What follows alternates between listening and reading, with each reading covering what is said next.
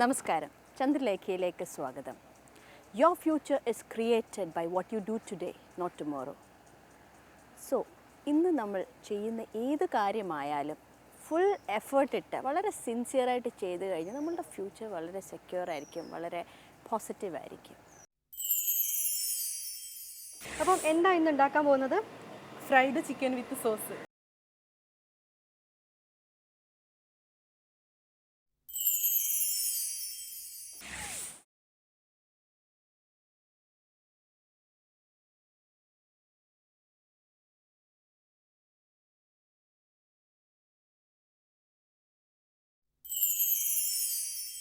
സ്ത്രീകളിൽ പൊതുവെ കാണപ്പെടുന്ന ഏതൊരു ഏജിലാണ് പ്രമേഹം കൂടുതലായി കാണപ്പെടുന്നത്?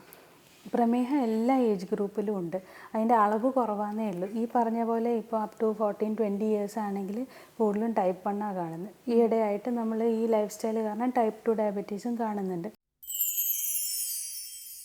നമ്മൾ എന്ത് കറി പാചകം ചെയ്യുമ്പോഴും, ഇപ്പോൾ മീൻകറി ആയാലും സാമ്പാറായാലും പാചകം ചെയ്യുമ്പോൾ ഈ മസാലക്കൂട്ട് ഒന്ന് ചെറുതായിട്ട് ചൂടാക്കിയിട്ട് കറിയിൽ ചേർക്കുകയാണെങ്കിൽ പച്ചച്ചൊവ മാറുകയും ചെയ്യും, നല്ല സ്വാദ് ലഭിക്കുകയും ചെയ്യും. അടുത്തതായിട്ട് നമ്മൾ ചന്ദ്രലേഖയിൽ കാണാൻ പോകുന്നത് ഒരു കുക്കറി സെഗ്മെൻ്റാണ്.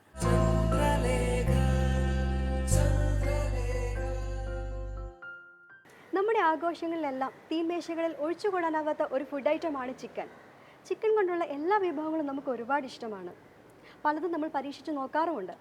എന്നാൽ ഇന്നിവിടെ ഞങ്ങൾ ഇൻട്രൊഡ്യൂസ് ചെയ്യുന്നത് ഒരു വെറൈറ്റി ആയിട്ടുള്ളൊരു ചിക്കൻ ഐറ്റമാണ്.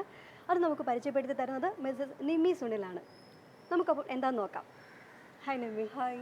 അപ്പം എന്താ ഇന്ന് ഉണ്ടാക്കാൻ പോകുന്നത്? ഫ്രൈഡ് ചിക്കൻ വിത്ത് സോസ്.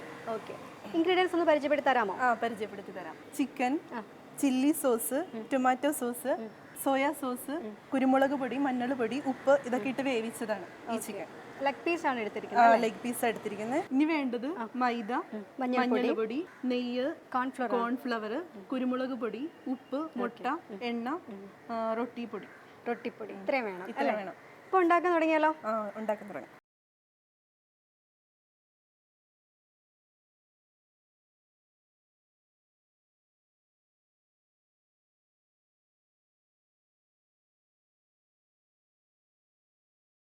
നമുക്കൊന്ന് ഉണ്ടാക്കി തുടങ്ങാം. ആയിക്കോട്ടെ. ആദ്യമേ മൈദ ഒരു 3 ടീസ്പൂൺ ഇടണം. ഇതിലേക്ക് കുറച്ച് മഞ്ഞൾ പൊടി. ഓക്കെ, ഇതൊരു കളറും കിട്ടും. കുറച്ച് ആർട്ടിഫിഷ്യൽ ഫ്ലേവേഴ്സ് ഒന്നും ചേർക്കുന്നില്ല. പിന്നെ കുരുമുളക് പൊടി.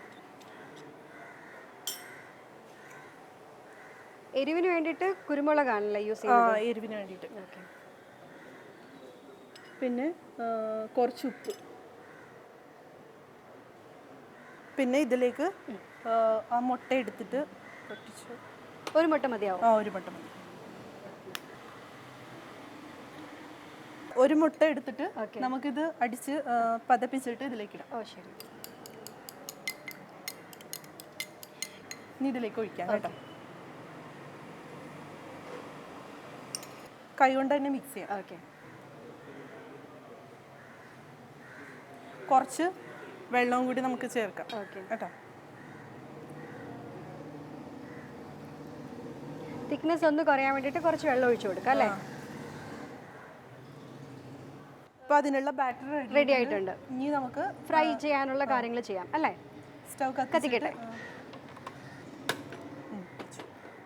ഇനി നമുക്ക് എണ്ണ ഒഴിക്കാം അതിലേക്ക്. കോക്കനട്ട് ഓയിലാണോ? അതെ, അതിനാണ് കുറച്ചുകൂടി രുചി ഉണ്ടാവുന്നത്. ഓക്കെ, ഒഴിച്ചു കൊടുക്കട്ടെ? ഒഴിച്ചു. എന്നിട്ട് ലെഗ് പീസ് എടുത്തിട്ട് നമ്മൾ ഈ ബാറ്ററിൽ മുക്കും. ഓക്കെ.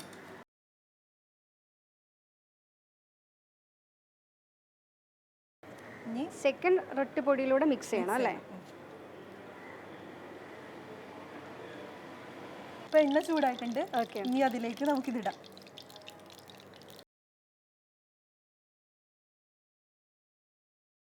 നല്ലപോലെ ഗോൾഡൻ കളറായിട്ട് ഫ്രൈ ആവണം. ഓക്കെ. എനിക്ക് തോന്നുന്നു മുന്നേ നമ്മൾ ചിക്കൻ ബോയിൽ ചെയ്ത് വെച്ചിട്ടുള്ളത് കൊണ്ട് അത്രയധികം സമയം വേണ്ടി വരില്ല. പക്ഷെ ബോയിൽ ചെയ്യുന്നത് ഇപ്പം കുറച്ചുകൂടെയൊക്കെ നല്ലതാണ്.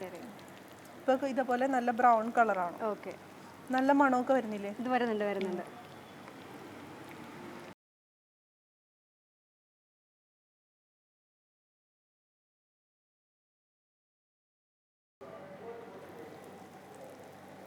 ഇപ്പൊ മൂന്നാമത്തെ ചിക്കൻ പീസ് നമ്മൾ ഇട്ടിട്ടുണ്ട്. ശരി. ഇതും കൂടി ഫ്രൈ ആയി കഴിയുമ്പോൾ നമുക്ക് സോസ് ഉണ്ടാക്കാം. ഒരുപാട് സമയമൊന്നും വേണ്ടല്ലേ, വളരെ വേഗം കുക്ക് ചെയ്തെടുക്കാൻ പറ്റും.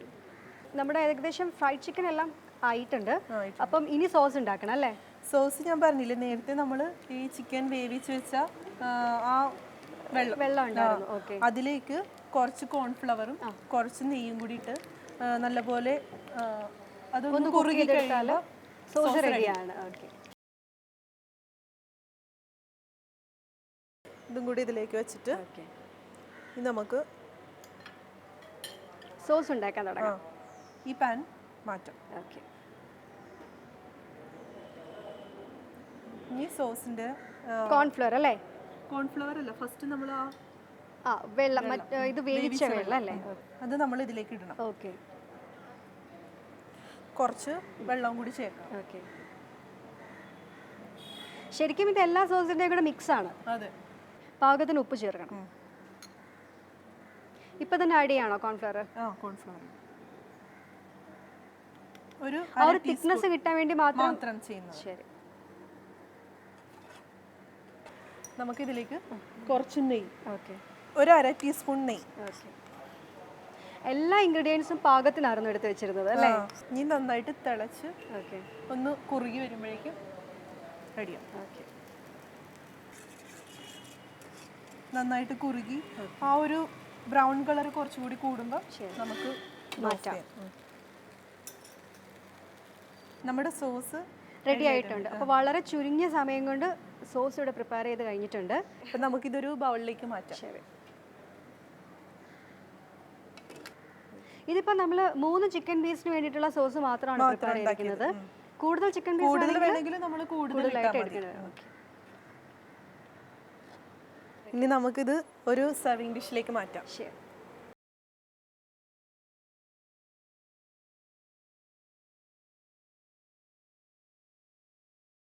അപ്പം നമ്മുടെ ഫ്രൈഡ് ചിക്കൻ ഇവിടെ റെഡി ആയിട്ടുണ്ട്. വളരെ ഈസി ആയിട്ട് കുക്ക് ചെയ്യാൻ പറ്റി അല്ലേ? നമ്മൾ വളരെ കുറച്ച് സമയം മാത്രമേ എടുത്തുള്ളൂ. അപ്പം ഇതിൻ്റെ പേരാണ് ഫ്രൈഡ് ചിക്കൻ വിത്ത് സോസ്. അപ്പം നിങ്ങളും തീർച്ചയായിട്ടും ട്രൈ ചെയ്യുക. Thank you so much Nimi. Welcome.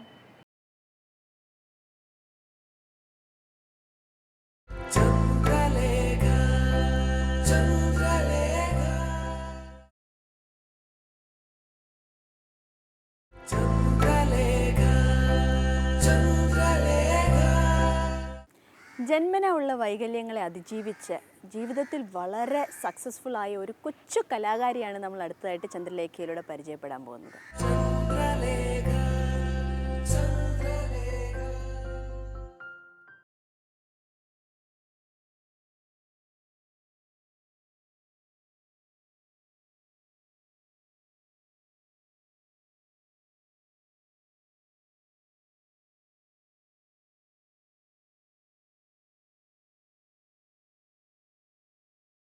എൻ്റെ പേര് ജിലുമോൾ മരിയ തോമസ്.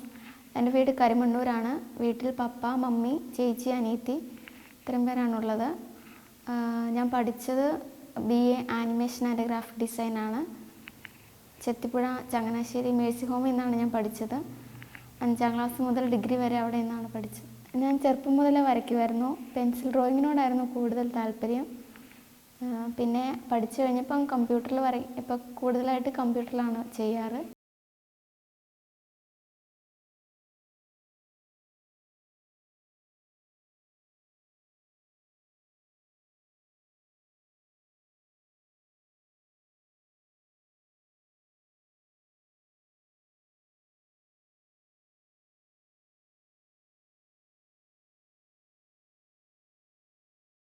ഞാൻ ചെറുപ്പത്തിൽ 4.5 വയസ്സുള്ളപ്പോൾ മേഴ്സി ഹോമിൽ എത്തിയതാണ്.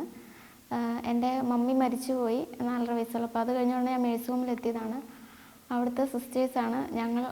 അമ്മയെന്നാണ് എല്ലാ സിസ്റ്റേഴ്സിനെയും വിളിക്കുക. ഞങ്ങളിപ്പോൾ ഇതിലെത്താൻ ഒരു ഇതായിട്ടുണ്ടെങ്കിൽ അത് ചെത്തിപ്പുഴ മേഴ്സി ഹോമിലെ അമ്മമാരും ഞങ്ങളുടെ കൂടെ ഉണ്ടായിരുന്ന ചേച്ചിമാരും ഫ്രണ്ട്സുമാണ്. പിന്നെ മേഴ്സി ഹോമിൽ നിന്നുകൊണ്ട് തന്നെയാണ് ഞാൻ സ്കൂളിലും കോളേജിലും ഒക്കെ പോയിരുന്നത്. അപ്പോഴാണേലും ഞങ്ങളെ കൊണ്ടുവിടുകയും എല്ലാം ചെയ്തു കൊണ്ടിരുന്ന സിസ്റ്റേഴ്സ് തന്നെയാണ്. അതുവഴി തന്നെ കോളേജിലെ ഫ്രണ്ട്സിനാണേലും ടീച്ചേഴ്സിനാണേലും എല്ലാവർക്കും നല്ലൊരു കെയറിങ് ഉണ്ടായിരുന്നു ഞങ്ങളോട്, പ്രത്യേകിച്ച് എന്നോട്.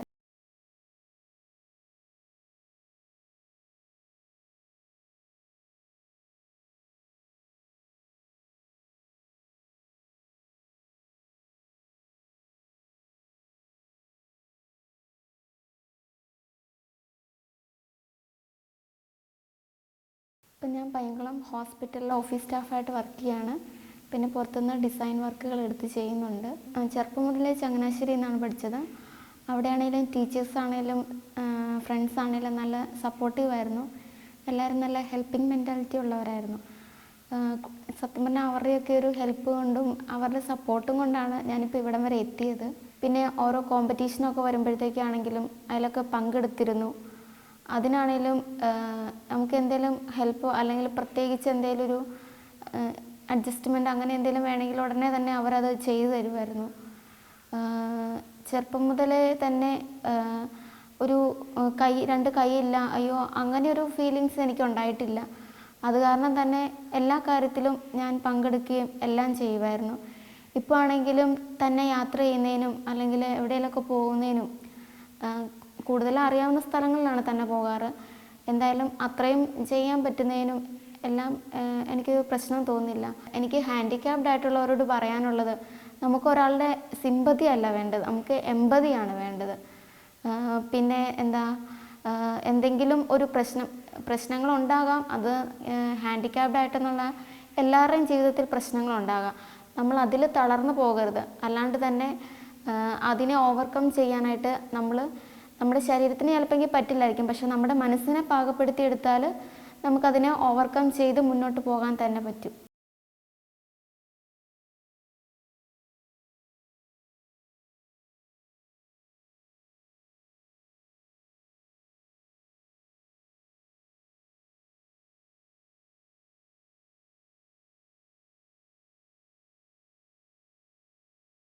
ഇപ്പോൾ ഈ പ്രോഗ്രാം ഒരുപാട് പേര് കാണുന്നുണ്ടാവും. കുറേ പേര് ഇത് കണ്ടു കഴിഞ്ഞിട്ട് കുറേ ആൾക്കാർക്ക് ചിലപ്പോൾ ഒരു സിമ്പതി ആയിരിക്കാം, അയ്യോ എങ്ങനെയായിരിക്കാം. കുറേ പേര് ചിലപ്പോൾ അങ്ങനെ ചെയ്തു എന്നൊരു ഇതിലെടുത്തിട്ട് അങ്ങ് വിടും. പക്ഷേ എനിക്ക് പ്രേക്ഷകരോടായിട്ട് പറയാനുള്ളത്, എന്നെ കൊണ്ട് ഇത്രയൊക്കെ ആകും. അപ്പോൾ ചിലർ എന്നെക്കാളും അസ്വസ്ഥതയിലുള്ളവരായിരിക്കാം, അല്ലാത്തവരായിരിക്കാം. പലരും പല സാഹചര്യത്തിൽ ജീവിക്കുന്നവരാണ്. അപ്പോൾ എന്നെക്കൊണ്ട് ഇത്രയും പറ്റുമെങ്കിൽ നിങ്ങൾക്കൊക്കെ ഇതിലേറെ, എന്നെക്കാളിലൊക്കെ ഒത്തിരി ഏറെ ചെയ്യാൻ സാധിക്കും. പരിശ്രമിക്കുക. പിന്നെ എൻ്റെ ഒരു ഡ്രീം എന്ന് വെച്ചിട്ടുണ്ടെങ്കിൽ ഒരു ഗവൺമെൻറ് ജോലിയാണ്. പലയിടത്തും ഇതിന് വേണ്ടിയിട്ട് ആപ്ലിക്കേഷനൊക്കെ കൊടുത്തിട്ടിട്ടുണ്ട്, പക്ഷെ ഒന്നും ആയിട്ടില്ല. പിന്നെ കാണുന്ന പ്രേക്ഷകർ എനിക്ക് വേണ്ടി പ്രാർത്ഥിക്കുക.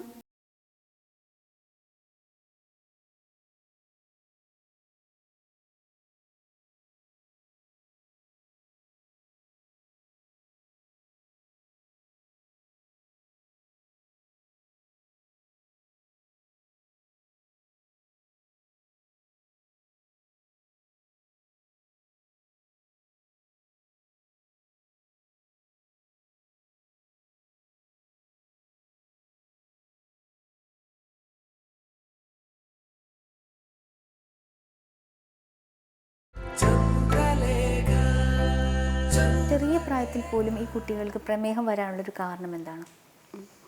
ഈ പലപ്പോഴും നമ്മൾ ഈ ചെറിയ ഏജ് ഗ്രൂപ്പിൽ കാണുന്ന പ്രമേഹം അത് ഒരു പാരമ്പര്യമായിട്ട് വരുന്നതല്ല.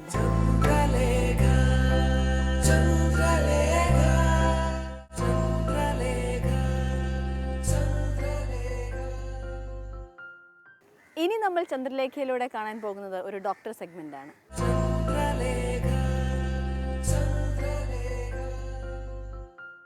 നമസ്കാരം. സ്ത്രീകളിൽ പൊതുവെ കാണപ്പെടുന്ന ഒരു അസുഖമാണ് പ്രമേഹം. ഈ പ്രമേഹത്തിൻ്റെ ലക്ഷണങ്ങൾ എന്ത്, അവയ്ക്കുള്ള ട്രീറ്റ്മെൻറ്റ് എന്ത് എന്നതിനെക്കുറിച്ച് നമുക്ക് കൂടുതലായി അറിയാം. ആസ്റ്റർ മെഡ് സിറ്റിയിലെ സീനിയർ സ്പെഷ്യലിസ്റ്റായ ഡോക്ടർ സ്മിത മുരളീധരൻ ഇപ്പോൾ നമ്മോടൊപ്പമുണ്ട്. ഡോക്ടറോട് തന്നെ നമുക്ക് കൂടുതൽ കാര്യങ്ങൾ ചോദിച്ചറിയാം. നമസ്കാരം. ഷുഗർ ലെവൽ കുറഞ്ഞു പോകുന്നു എന്ന് കേട്ടിട്ടുണ്ട്, തലകറക്കം വരുന്നു. അപ്പോൾ അതെന്തുകൊണ്ടാണ് അങ്ങനെ ഒരു സ്റ്റേജ് വരുന്നത്? ഷുഗർ താന്നു പോകുന്നത് യൂഷ്വലി കാണുന്നത് നമ്മൾ ഇൻസുലിൻ എടുക്കുന്ന പേഷ്യൻസിലാണ്. അല്ലാതെയും കാണാം. ടാബ്ലറ്റ്സ് എടുക്കുന്നവർ കറക്റ്റ് ഡോസ് അല്ലാതെ ടാബ്ലറ്റ്സ്, ആവശ്യത്തിലും കൂടുതൽ ടാബ്ലറ്റ്സ് എടുക്കുക, അല്ലെങ്കിൽ ടാബ്ലറ്റ് എടുത്തിട്ട് ഭക്ഷണം കഴിക്കാതിരിക്കുക, അല്ലെങ്കിൽ ടാബ്ലറ്റ് എടുത്ത് നമ്മൾ അമിത എക്സസൈസ് ചെയ്യുക. അപ്പോൾ ഈ സിറ്റുവേഷൻസിലൊക്കെയാണ് നമ്മൾ ഷുഗർ താഴ്ന്ന കാണുന്നത്. അല്ലെങ്കിൽ ഇൻസുലിൻ എടുക്കുന്ന രോഗിയാണെങ്കിൽ ഇൻസുലിൻ്റെ അളവ് ആവശ്യത്തിലും കൂടുതൽ എടുക്കുക, അല്ലെങ്കിൽ ടൈമിങ് കറക്റ്റ് അല്ലാതെ എടുക്കുക. അങ്ങനെയൊക്കെ വരുമ്പോഴാണ് ഈ പ്രോബ്ലംസ്. ഒരു പരിധി വരെ ഇതൊക്കെ നമ്മൾ ആ കറക്റ്റ് ഡോക്ടർ ഫോളോ അപ്പും കറക്റ്റ് ടൈമിംഗ് ഓഫ് മെഡിസിനും ഭക്ഷണത്തിൻ്റെ കഴിക്കുന്ന ടൈമും ഒക്കെ വെച്ച് കഴിഞ്ഞാൽ ഇത് കുറേയൊക്കെ നമുക്ക് ഇങ്ങനത്തെ സിംറ്റംസ് ഇല്ലാതിരിക്കും. ഇപ്പോൾ ഇതുപോലെ ഒരു ഷുഗർ ലെവൽ പെട്ടെന്ന് കുറഞ്ഞു പോകുന്ന ഒരു വ്യക്തിക്ക് നമ്മൾ പെട്ടെന്ന് ചെയ്തു കൊടുക്കാവുന്ന ഒരു എന്താ, ഇപ്പം രോഗി വലിയ അധികം പ്രശ്നമൊന്നുമില്ല, ഒരു വിറയലും സ്വെറ്റിങ്ങും നമുക്ക് താഴ്ന്ന പോലെ ആണെങ്കിൽ ഐഡിയലി നമ്മൾ ഗ്ലൂക്കോമീറ്ററൊക്കെ ഉണ്ട്, ഷുഗർ ചെക്ക് ചെയ്യാൻ പറ്റുകയാണെങ്കിൽ നോക്കുക നല്ലത്. അപ്പോൾ നമുക്ക് എത്രത്തോളം അതിൻ്റെ ലെവല്, പക്ഷെ അതിനുള്ള സാഹചര്യം ഇല്ലെങ്കിൽ നമ്മൾ ഉടനെ ഒരു 2 സ്പൂണ് പഞ്ചസാരയോ അല്ലെങ്കിൽ സ്വീറ്റായിട്ടുള്ള എന്തെങ്കിലും കൊടുത്തു കഴിഞ്ഞാൽ വിതിൻ 15-20 മിനിറ്റ്സിൽ പിക്കപ്പ് ചെയ്തോളൂ ഷുഗർ. അതിൽ ഷുഗർ ലെവൽ കൂടുതൽ കൊണ്ടാണോ ഈ ഒരു പ്രോബ്ലം വരുന്നത്, കുറഞ്ഞത് കൊണ്ടാണോ നമുക്ക് എങ്ങനെ വ്യക്തം? അതിനാണ് പറയുന്നത്, നമ്മൾ പലപ്പോഴും ആൾക്കാർക്ക് ഒരുപാട് ഹൈ ലെവലിൽ ഷുഗർ ഇരുന്നിട്ട് മെഡിസിൻ എല്ലാം സ്റ്റാർട്ട് ചെയ്ത് കൺട്രോൾ ആകുമ്പോൾ പെട്ടെന്ന് താഴുമ്പോൾ ഇതേപോലെ സിംറ്റം ഉണ്ടാവും, പക്ഷേ ഷുഗർ താഴായില്ല. അതുകൊണ്ടാണ് നമ്മൾ പറ്റുവാണെങ്കിൽ ഗ്ലൂക്കോമീറ്റർ വെച്ച് ചെക്ക് ചെയ്യണം എന്ന് പറയുന്നത്. പിന്നെ ഒരു ഡയബറ്റീസ് രോഗി, കൊല്ലങ്ങളായിട്ടുള്ള രോഗിക്ക് കൃത്യമായിട്ട് പറയാൻ പറ്റും അത് ഷുഗർ താന്നിട്ടാണോ കൂടിയിട്ടാണോ എന്ന്. അവർക്ക് അത് ജഡ്ജ് ചെയ്യാൻ പറ്റും. ഡോക്ടർ, ഓരോ ചെറിയ കുട്ടികളിൽ പോലും പ്രമേഹം കണ്ടുവരുന്നുണ്ട്. ആൺകുട്ടികളായാലും പെൺകുട്ടികളായാലും അത് ചെറിയ പ്രായത്തിൽ പോലും ഈ കുട്ടികൾക്ക് പ്രമേഹം വരാനുള്ളൊരു കാരണം എന്താണ്? ഈ പലപ്പോഴും നമ്മൾ ഈ ചെറിയ ഏജ് ഗ്രൂപ്പിൽ കാണുന്ന പ്രമേഹം അത് ഒരു എന്താ പറയുക, പാരമ്പര്യമായിട്ട് വരുന്നതല്ല. അത് നമ്മളെ പാൻക്രിയാസിൽ വരുന്ന എന്താ പറയുക ഇമ്മ്യൂൺ ഡാമേജസ് കൊണ്ടോ അല്ലെങ്കിൽ വൈറൽ ഇൻഫെക്ഷൻസ് കൊണ്ടോ അങ്ങനെയൊക്കെയാണ്. ഡാമേജസ് എങ്ങനെയാണ് വരുന്നത്? അതായത് നമ്മൾ ഇപ്പം ഓട്ടോ ഇമ്മ്യൂണിറ്റി എന്നാണ് പറയുക. ഓട്ടോ ഇമ്മ്യൂണിറ്റി എന്ന് പറഞ്ഞാൽ സ്വന്തം ബോഡി തന്നെ അവനവൻ്റെ അവയവങ്ങളുടെ എഗെയിൻസ്റ്റ് പ്രവർത്തിക്കുക. അപ്പോൾ അതുകൊണ്ട് വരുന്ന ഡാമേജസ്, ഇതിന് പല കാരണങ്ങൾ തേടി പല റിസർച്ചും ചെയ്തിട്ടുണ്ട്, കുറേ കാര്യങ്ങളും പറയുന്നുണ്ട്. പക്ഷേ എന്തൊക്കെയാണെങ്കിലും അത് പ്രിവെൻറ്റ് ചെയ്യാനോ തടയാനോ ഒരു മാർഗവും കണ്ടിട്ടില്ല. അപ്പോൾ ഇങ്ങനത്തെ ഈ ചെറിയ കുട്ടികളിൽ കാണുന്ന പ്രമേഹം പെട്ടെന്ന് ഒരു ദിവസം അങ്ങനെ പ്രത്യക്ഷപ്പെടുക ചെയ്യുന്നത്. അപ്പോൾ അമിതദാഹം, കൂടുതലും ഒരു തടിയൊക്കെ ഉള്ള കുട്ടികൾക്കല്ലേ കൂടുതലായിട്ട്? അത് 2 ടൈപ്പ് ഡയബറ്റീസ് ഉണ്ട്. ടൈപ്പ് 1 ഉണ്ട്, ടൈപ്പ് 2 ഉണ്ട്. ടൈപ്പ് 1 ആണ് ഞാൻ ഈ ആദ്യം പറഞ്ഞ ഗ്രൂപ്പിൽ വരുന്നത്. ടൈപ്പ് 2 എന്ന് പറഞ്ഞ ഡയബറ്റീസ് ഇപ്പോൾ കോമൺ ആയിട്ട് കണ്ടു തുടങ്ങുന്നുണ്ട്.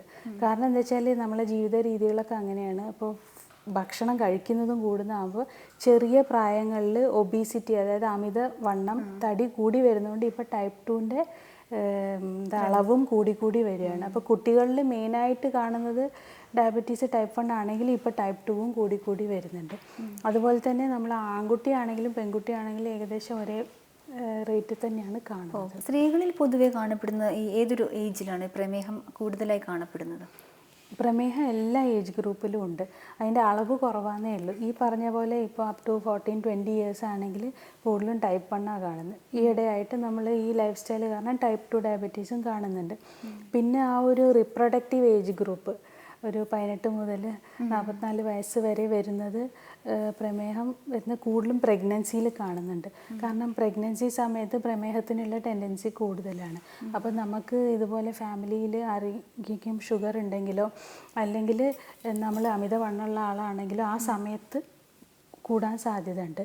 പിന്നെ അല്ലാതെ തന്നെ ഈ ഏജ് ഗ്രൂപ്പിൽ പൊതു ജനങ്ങൾക്കുള്ള പോലെയുള്ള അതേ റിസ്ക്കും കാര്യങ്ങളും ബാക്കി ലേഡീസിനുണ്ട്. പിന്നെ അത് കഴിയുകയാണെങ്കിൽ നമ്മളൊരു മധ്യവയസ്ക ആ ഏജ് ഗ്രൂപ്പിൽ വരുമ്പോൾ എന്താ പറയുക, ഈ പീരിയഡ്സൊക്കെ നിൽക്കുന്ന സമയത്തും ബോഡി വെയിറ്റ് കൂടാൻ സാധ്യതയുള്ള സമയത്തും ഒക്കെ പ്രമേഹത്തിൻ്റെ അളവ് ഇനിയും കൂടുതലായി കണ്ടുവരുന്നു. പിന്നെ കുറച്ചും കൂടെ ലേറ്റർ പോവുകയാണെങ്കിൽ 65 വയസ്സ് കഴിയുമ്പോൾ ഇനിയും അതിൻ്റെ ഇൻസിഡൻസ് കൂടി വരുന്നു. അപ്പോൾ ഏജ് കൂടുന്നതിനനുസരിച്ച് പ്രമേഹത്തിൻ്റെ ചാൻസ് കൂടുതലാണ്. പക്ഷേ ഈ റീപ്രൊഡക്റ്റീവ് ഏജ് ഗ്രൂപ്പ് പ്രഗ്നൻസി സമയത്തും പ്രത്യേകം കുറച്ച് കൂടുതലായിട്ട് കാണുന്നു. ഒരു ഏജ് ഗ്രൂപ്പും ഇതിൽ നമ്മൾ എക്സാമ്പിൾ. പക്ഷെ പണ്ട് കാലത്തെ അപേക്ഷിച്ച് ഇപ്പോഴുള്ള ആളുകളിൽ കൂടുതലായിട്ട് പ്രമേഹ രോഗം കാണുന്നില്ലേ? അത് അവരുടെ ഒരു എക്സസൈസിൻ്റെ അഭാവം കൊണ്ടാണോ? ഡെഫിനറ്റ്ലി ലൈഫ് സ്റ്റൈൽ, അതായത് തീരെ ബോഡി ഫിസിക്കൽ ആക്ടിവിറ്റി ഇല്ല, ഭക്ഷണ രീതികൾ, ഇതൊക്കെ മെയിനായിട്ട് അതിനെ എഫക്റ്റ് ചെയ്യും. അപ്പോൾ അതുകൊണ്ടും കൂടിയാണ് ഇപ്പോഴത്തെ ആൾക്കാരിൽ കൂടുതൽ കണ്ടുവരുന്നത്. ശരിയായ ഒരു ആരോഗ്യശീലങ്ങൾ നമ്മൾ തുടർന്നുകൊണ്ട് പോവുകയാണെങ്കിൽ ഈ പ്രമേഹത്തെ നമുക്ക് എന്നേക്കുമായിട്ട് അവോയ്ഡ് ചെയ്യാൻ പറ്റുമോ? നമുക്കൊരു പരിധി വരെ നിയന്ത്രിച്ച് വയ്ക്കാൻ പറ്റും, വരാതിരിക്കുക. പക്ഷേ നമ്മളിപ്പോൾ ജനറ്റിക് മേക്കപ്പ് നല്ലൊരു ഡയബറ്റീസ് വരാനായി സ്ട്രോങ് ടെൻഡൻസി ആണെങ്കിൽ ചിലപ്പം പ്രായം കൂടുമ്പോൾ അത് വന്നേക്കാം. എന്നാലും അതിൻ്റെ തീവ്രത കുറയ്ക്കാനും കോംപ്ലിക്കേഷൻസ് കുറയ്ക്കാനും സാധിക്കും. ഡോക്ടർ, ലേഡീസിനെ സംബന്ധിച്ചിടത്താണെങ്കിൽ എപ്പോഴും അവർ കിച്ചണിലായാലും പുറത്തൊക്കെ വർക്ക് ചെയ്യുന്നവരാണ്. പലപ്പോഴും മുറിവുകൾ ഉണ്ടാകാനൊരു സാധ്യത അവർക്ക് കൂടുതലാണ്, കിച്ചണിലൊക്കെ വർക്ക് ചെയ്യുന്നതുകൊണ്ട്. അപ്പോൾ ഈ പ്രമേഹ രോഗിയാണെങ്കിൽ മുറിവുകൾ ഉണ്ടാകുന്നത് വളരെയധികം പ്രോബ്ലങ്ങൾക്ക് സൃഷ്ടിക്കില്ലേ? നമുക്കിപ്പം പ്രമേഹം കൺട്രോൾഡ് അല്ല. അപ്പോൾ അങ്ങനത്തെ സ്ഥിതിയിൽ മുറിവുകളൊക്കെ ഉണ്ടെങ്കിൽ ചിലപ്പോൾ ഹീലിംഗ് ടൈം, ഉണങ്ങാനായിട്ടുള്ള സമയം കൂടുതലെടുക്കും, അല്ലെങ്കിൽ ഇൻഫെക്ഷൻ വരാനുള്ള സാധ്യത കൂടുതലാണ്. അതുകൊണ്ടാണ് പ്രത്യേകിച്ച് പിന്നെ പ്രമേഹ രോഗികൾക്ക് എന്ന് പറഞ്ഞാൽ ചിലപ്പോൾ ഞരമ്പിനെ ബാധിച്ചവരൊക്കെയാണെങ്കിൽ കാലിലൊന്നും ശരിക്കും സെൻസേഷൻ ഉണ്ടാവില്ല. അപ്പോൾ എവിടെയെങ്കിലും തട്ടോ മുട്ടോ മുറിയൊക്കെ ആയിട്ടുണ്ടെങ്കിൽ അവർ ചിലപ്പോൾ അറിയില്ല. അതങ്ങനെ നിന്ന് കൂടി കൂടി വല്ലാതെ ആകുമ്പോഴാണ് അവർ മിക്കപ്പോഴും ഡോക്ടറിൻ്റെ അടുത്ത് വരിക. ഒരു പരിധി വരെ അത് അവരുടെ കാലത്ത് രക്തക്കുഴലും അതിൻ്റെ സർക്കുലേഷൻ എങ്ങനെയാണെന്ന് ഡിപ്പെൻഡ് ചെയ്തിരിക്കും മുറിവ് ഉണങ്ങുന്നത്. ഇപ്പോൾ വല്ലാതെ സർക്കുലേറ്ററി പ്രോബ്ലംസ് ഒക്കെ ആണെങ്കിലും നമ്മൾ എന്ത് മരുന്ന് കൊടുത്താലും അത് ആ സ്ഥലത്തേക്ക് എത്തിച്ചെല്ലില്ല ഉണങ്ങാനായിട്ട്. പിന്നെ അങ്ങനെ ഇരിക്കെ അവിടെ ഒരു മുറിവുണ്ടെങ്കിൽ അതിന് ഇൻഫെക്ഷൻ വന്നിട്ട് അതും കയറി വരികയാണെങ്കിൽ ചില അൺഫോർച്ചുനേറ്റ് നമ്മൾ വളരെ അത് ഒരു ഡോക്ടർക്കും ഇഷ്ടമുള്ള കാര്യമല്ല. പക്ഷേ ചില സമയത്ത് അത് ചെയ്യേണ്ടി വരും ബാക്കി മുകളിലേക്കുള്ള ഭാഗത്തിനെ പ്രൊട്ടക്റ്റ് ചെയ്യാനായിട്ട്. അപ്പോൾ അത് മെഡിസിൻ കൊടുത്താൽ അത് ഒരു പൂർണ്ണമായിട്ട് മാറ്റാൻ പറ്റില്ല. മെഡിസിൻ കൊടുത്താൽ ചിലവരിൽ കരിയും. പിന്നെ ചില ഗ്രൂപ്പ് ആൾക്കാരിൽ ഇപ്പോൾ കുറേ ലേറ്റസ്റ്റ് വാസ്കുലർ സർജറിയും കാര്യങ്ങളും ഉണ്ട് രക്തോട്ടം കൂട്ടാനായിട്ട്. പിന്നെ പല ചികിത്സാ വിധികളുണ്ട്. എല്ലാം ട്രൈ ചെയ്ത് നോക്കിയിട്ട് ഉണങ്ങുന്നില്ലെങ്കിലാണ് സാധാരണ സർജറിക്ക് എടുക്കുക. ഒരുവിധം പ്രായമായ ലേഡീസിന് അവർക്ക് പ്രമേഹ രോഗം കൊണ്ട് മറ്റെന്തെല്ലാം പ്രോബ്ലങ്ങളാണ് ഉണ്ടാക്കുന്നത്? പ്രായമായി കഴിഞ്ഞു കഴിഞ്ഞാൽ നമുക്ക് എന്ത് അസുഖം വന്നാലും അതിൻ്റെ കൂടെ പ്രമേഹം ഉണ്ടെങ്കിൽ ആ അസുഖത്തിൻ്റെ കോംപ്ലിക്കേഷൻസ് എല്ലാം കൂടാൻ സാധ്യതയുണ്ട്. ഇപ്പോൾ സപ്പോസ് ഒരു ചുമ വന്നു, നമുക്ക് ന്യൂമോണിയ പിടിച്ചു, ഹോസ്പിറ്റലിൽ അഡ്മിറ്റായി. പ്രമേഹം ഉണ്ടെങ്കിൽ ഈ ന്യൂമോണിയ റീക്കവർ ചെയ്യാനുള്ള സമയം, ആ പ്രമേഹം ഉണ്ടെങ്കിൽ മാത്രമല്ല അൺകൺട്രോൾഡ് ആണെങ്കിൽ, കൺട്രോളിലല്ലെങ്കിൽ ഇത് റീക്കവർ ചെയ്യാനും അത് സംബന്ധിച്ചിട്ടുള്ള വേറെ കോംപ്ലിക്കേഷൻസും ഈവൺ എല്ലാം പല സ്റ്റഡീസും പറയുന്നത് എന്താ വെച്ചാൽ ഈവൺ നമ്മൾ കമ്പയർ ചെയ്ത് നോക്കുമ്പോൾ ഡെത്ത് വരെ ചാൻസ് കൂടുതലാണ് പ്രമേഹം ഉണ്ടെങ്കിൽ.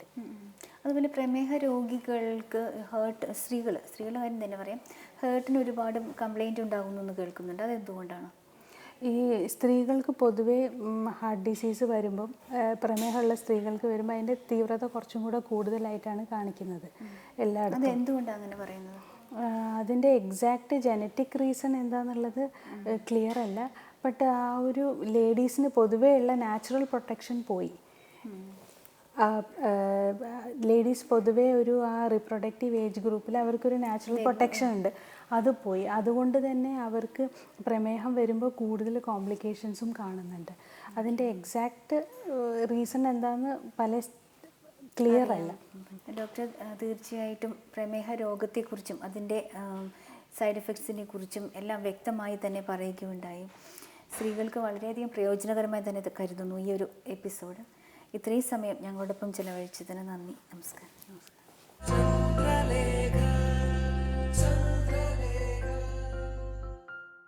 ചന്ദ്രലേഖയുടെ ഇന്നത്തെ എപ്പിസോഡ് ഇവിടെ പൂർണ്ണമാകുന്നു. ഇന്നത്തെ എപ്പിസോഡ് എല്ലാവർക്കും ഇഷ്ടമായെന്ന് വിശ്വസിക്കുന്നു. നിങ്ങളുടെ വിലയേറിയ നിർദ്ദേശങ്ങളും അഭിപ്രായങ്ങളും ഞങ്ങളെ എഴുതി അറിയിക്കണം. ഇനി അടുത്ത അധ്യായത്തിൽ കാണാം.